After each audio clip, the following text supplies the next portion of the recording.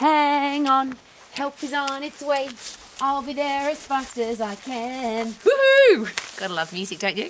Here's a great question. Can you help people? Can you change people? Do you want to? Do you need to? Are there people in your life who you want to help them to be healthier, fitter and stronger, have a career or business they love, be financially free, have great relationships?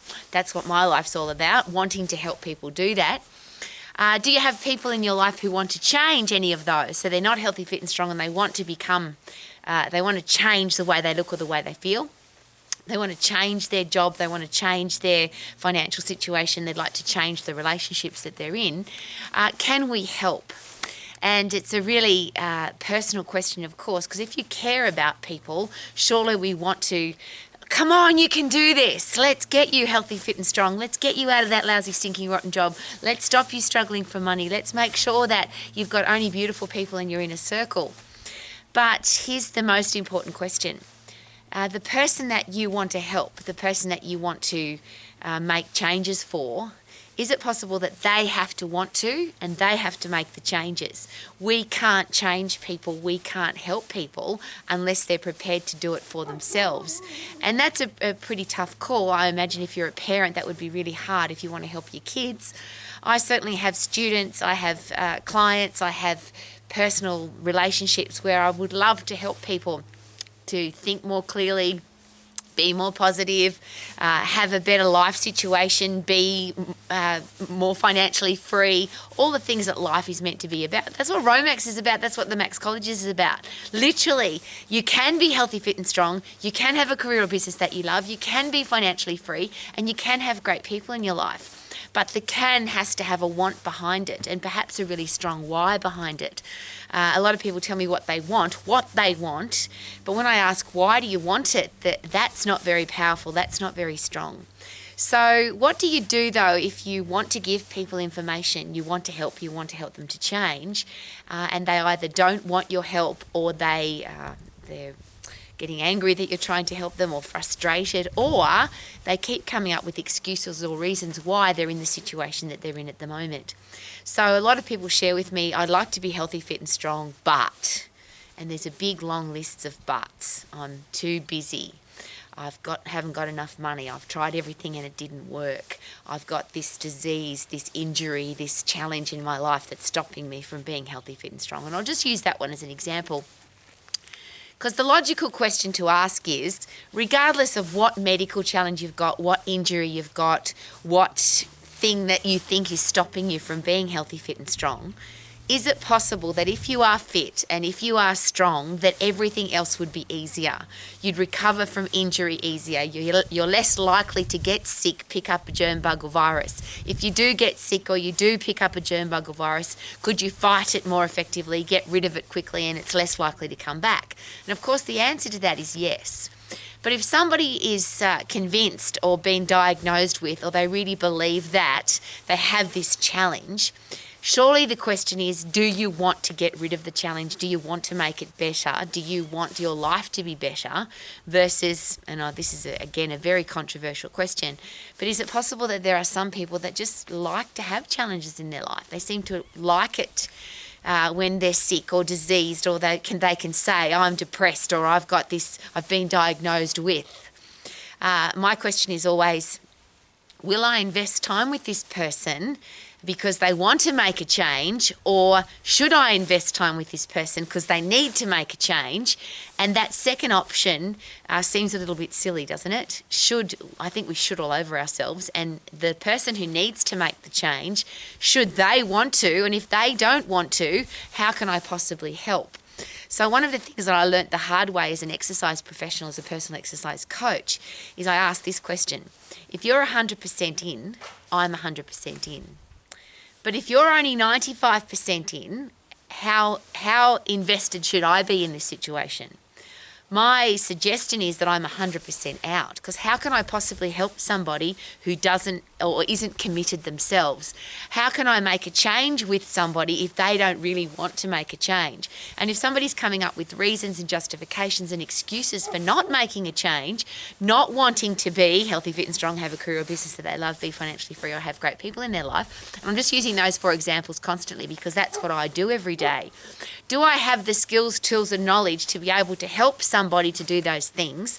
The answer is yes, because that's all I've been studying since I was 13 years of age. I've been studying the excellence of the human body and how to get it to perform at its best, how to have a career or business that you love. And I've helped thousands of people do that. Being financially free is the easy one because the information for that is a simple process. And having great relationships, also a simple process if you have great communication skills and if you like who you are. So if you become the person that you want to be, then is it likely that you'll attract great people into your life? So to me, the whole process is very simple. And can I help? The answer is yes. But here's what I, again, have had to learn the hard way. How can I possibly help somebody that doesn't really want to make a change? So that's usually my first series of questions. Yes, what do you want and why do you want it? But how badly do you want it? And are you fully invested into making a change? And as soon as somebody comes up with a justification or an excuse or a reason why it can't work, I often ask that question. How many excuses do you think you need? How many reasons do you think you need for this not to work for you? If you come up with an excuse that you can't be healthy, fit and strong, you only need one excuse. You don't need a list of them, you only need one. If you say, I can't for any reason, your brain automatically shuts off to how can I? Because you've told yourself I can't. If you tell me that you really want to have a career or business that you're passionate about, can you do that? Of course. The how is easy. And I often share that with my students and my clients.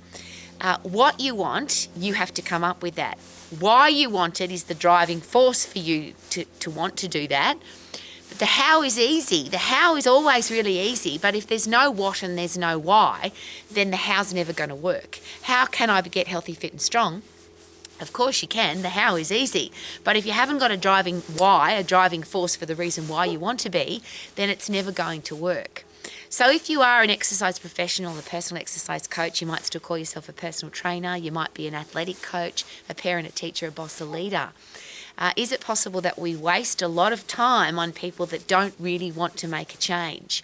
If you are sick, if you're diseased, if you're unfit, if you're injured, if you're poor, if you have a lousy, stinking, rotten job, if you're in a bad relationship, can all of those things be fixed, sorted, changed, made better? And of course the answer is yes. But if the person who has to make those changes isn't committed to making those changes, is it possible that we can't help? They have to want to help themselves. Again, I was taught a very long time ago by a top level psychiatrist who was a member at one of my health clubs. And they shared with me, Rowie, it's very nice that you want to help people to change or you want to make people change, but nobody's going to change because you want them to. The only reason that people change is because they want to. Now, the other really sad thing about that, of course, is that most people only make a change when they've hit rock bottom, when things are so crappy and so bad and so terrible. And I'll use the gym, for example. A lot of people the first time they go to the gym is because they're overweight, out of shape, sick, weak, diseased. They have to do something about it. The main reason that people go to the dentist is not because they want to look after their teeth. They go because they've got a toothache. A lot of people leave or get out of their lousy, stinking, rotten job because they can't stand it anymore. They are so sick of, and that's one of the interesting psychological things to consider, is that we often don't make a change until it's so uncomfortable to do so. And the simple example of that, as I always use, if you're sitting on your ass watching television, for example, your ass will stay still until it becomes sore, until it's uncomfortable. When you become uncomfortable is when you make a change. Now, as a psychological process again, maybe that's the questions that we ask, not tell people what to do, because I'm very aware that doesn't work, and even if it does work for a short time, it's certainly not going to work in the long term. How can you help somebody to change if you're just telling them what to do? Rowie, tell me what to eat, tell me how to exercise. My answer is always, well, what if I'm not there? And secondly, when you're a very small child, your mother or your father or your caregiver would tell you what to eat, when to go to bed, what to wear, when to go to school, when to get up. That's what children do. I would love people to think for themselves. So my question is always, what do you want? What's the big driving force behind it? I can help you with the how, but if we haven't got both of those, how can we possibly make a change? And if somebody is not totally committed to the thing that they want, then do we need to ask the right questions to perhaps provoke the thought process that will want them to change? However, I've been doing that for a very long time, and I can share with you that yes, sometimes it works. Is it possible that sometimes it doesn't?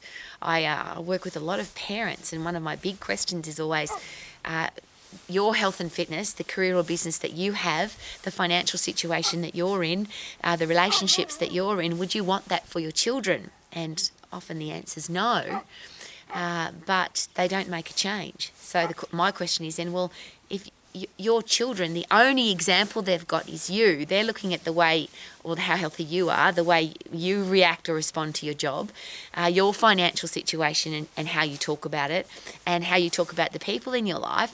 If that's the only example that they've got, what hope have they got of having a great life in those 4 areas?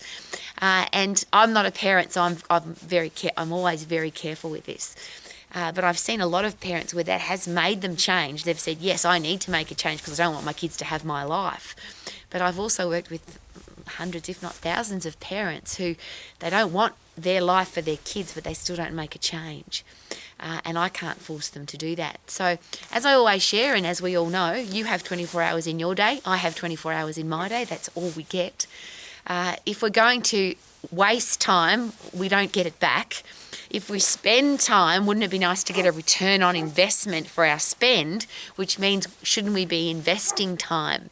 So if you've only got 24 hours in your day, would it be a really good idea to invest time with people that want to change, that want your help, that want to make a difference, versus the people that need your help? Because again, as an exercise professional, one could say the whole world needs your help, yeah? Everybody needs to be healthy, fit and strong, but not everybody wants to be healthy, fit and strong.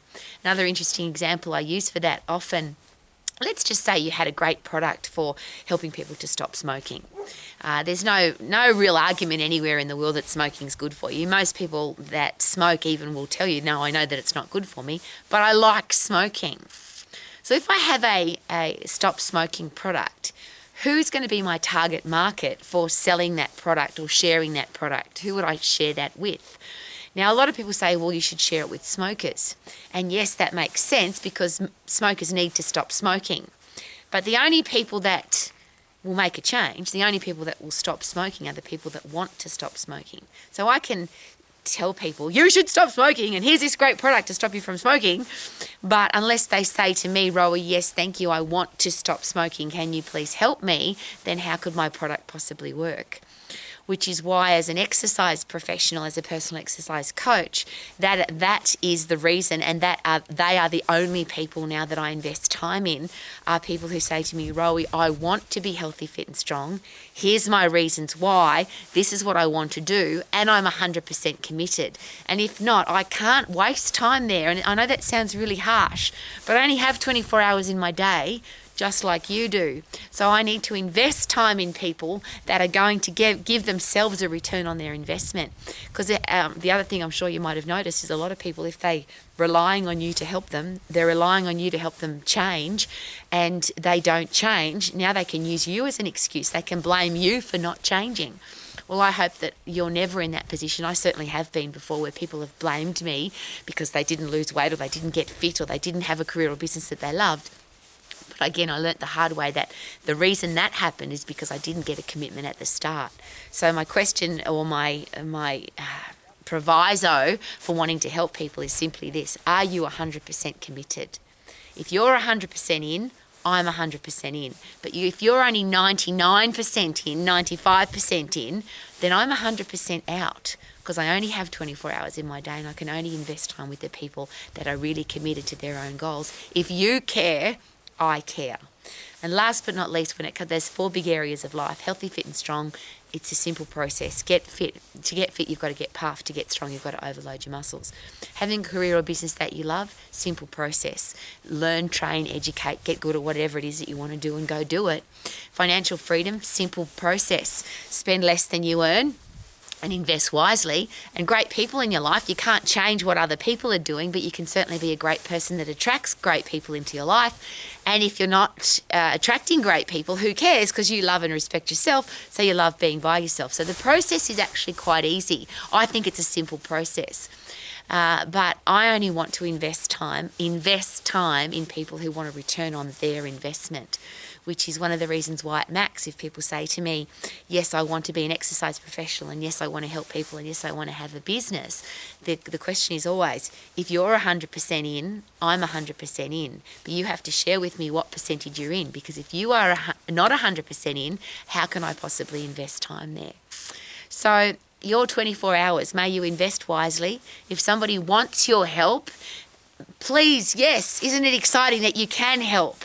But if somebody needs your help but they don't want to make the changes, could it be a really good idea to invest your time somewhere else? Something to consider. Because I'd love you to sing every day like I do, because you love your day, you love your life, you love everything about your life, and you're living your life to the max, and you can sing. Woohoo! Super duper doo. How are you? I am simply amazing because I feel good. Na na na na na na na. I knew that I would now. Na na na na na na na. Woohoo!